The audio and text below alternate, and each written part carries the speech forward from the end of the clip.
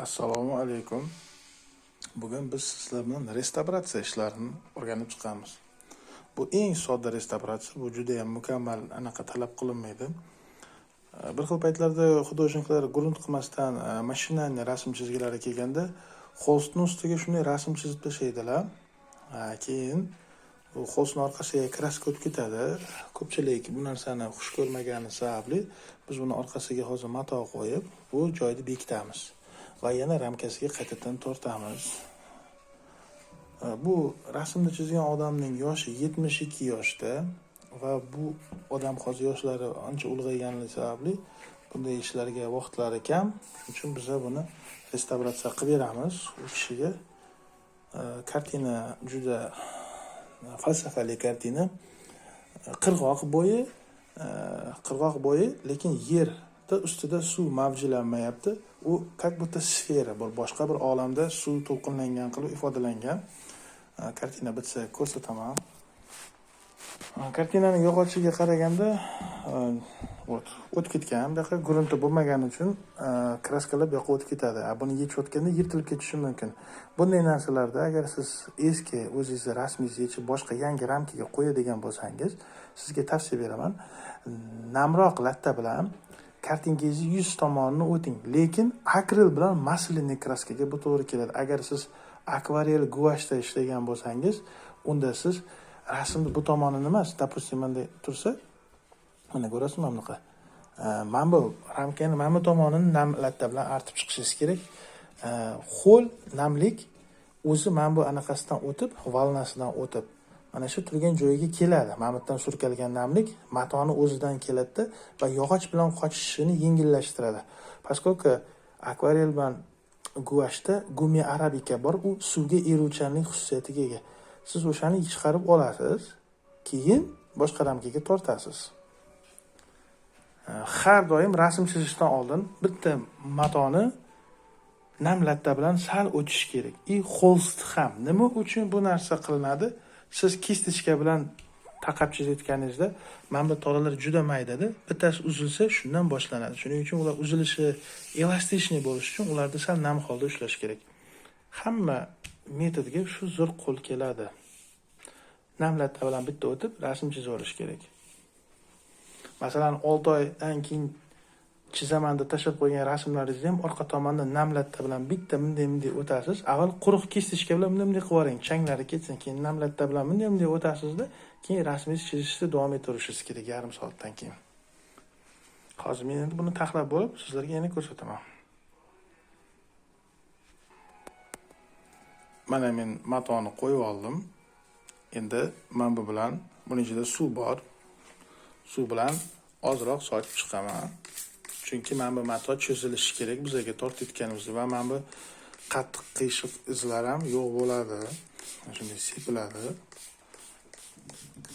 Mana kimdir jelatinli kley yoki linnoy kley tayyorlashni bilmasa, mana shunday sepdingiz bo'ldi. Biroz vaqt bering, bu o'ziga singib olsin. Keyin bu tortganda tekis yoyilaveradi.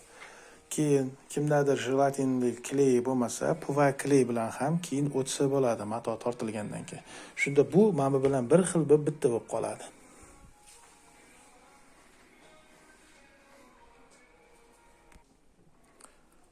Mana suv purkalgandan keyin matoga o'zi bir xil bo'lib yopishdi. Ko'rdingizmi? Qochib ketmadi.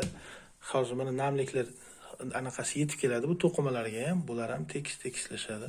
Hammasi tekis bo'ladi. O'zi mana o'zgarish bor. O'tak. Bir xillar mana men sepayotgan suvni hisobiga jelatinli qilib ham sepishadi. U ham yaxshi, lekin men bunaqa qilib tortayotganingizda qo'lingizga yopishib qolishi mumkin.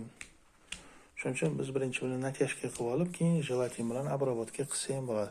Yana bitta yo'li bor. Bitta polni jelatin qilib olib birinchisiga, keyin qurishini kutib qilsa ham bo'ladi, lekin bu juda katta xato. Потому что orqa tomondagi rasmni искажение qilib qo'yishimiz mumkin. Shu bizning variantda mana shu holat juda yaxshi. Hozir ramkaga tortamiz buni.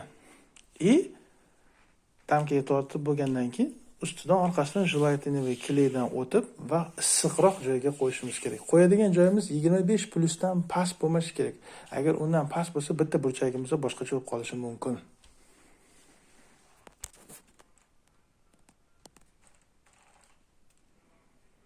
eng muhim joyi va o'tkir burchagi. Mana o'tkir burchagi qo'yganimizda simmetriyasi.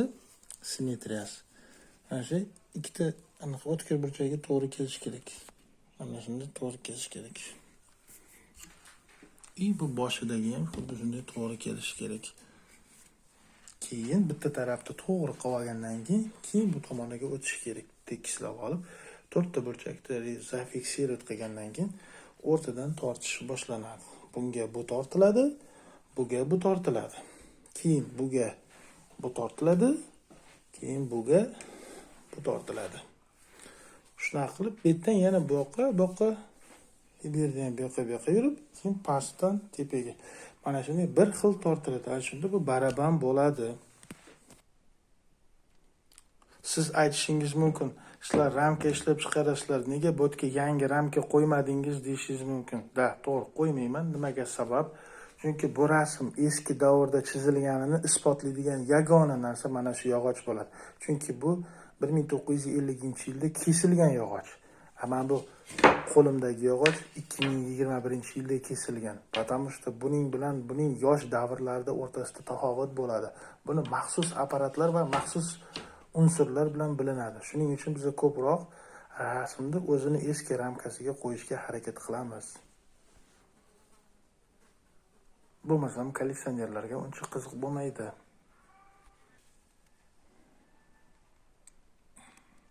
Mana tortilish paytida birinchi pastidagini tortib, keyin tepadagi matoni tortamiz. O'sha bu iplar chirib qolgan, shuning uchun ehtiyot bo'lib qilinadi bu ishlar. Keyin prokleyka qilinganda polniy qilib prokleyka qilinadi, quritilgandan keyin yana prokleyka qilinadi. Prokleyka orqa tomoniga qilinadi bu yoqqa, keyin mana bu burchaklardan kestichka bilan o'tiladi. Shunaqa qilib biz kartina nomerini yana 20 yilga uzaytiramiz. O'tak. Agar 10 yildan keyin o'tsa, yana mana shunaqa mato qo'yib, yana tortilaveradi. Birdaniga ko'p mato qo'yib tortilmaydi. Faqat har anaqa etapda quritib qilsa bo'ladi. Chunki hozirgi qalin mato qilib tortiladigan bo'lsa, bu mato hozirgi matolarga nisbatan o'sha ichida qurib bo'lgan kraxmallari yumshashi kerak. Shuning uchun avval bittada qilib, agar bu etap yaxshi chiqmasa, yana yechib, bu bilan birga yana bitta matoni boyagidek etapda qilib tortilsa, yana ham yaxshi bo'ladi. Muzeydagi hamma kartinalar ham xuddi shunday qilinadi.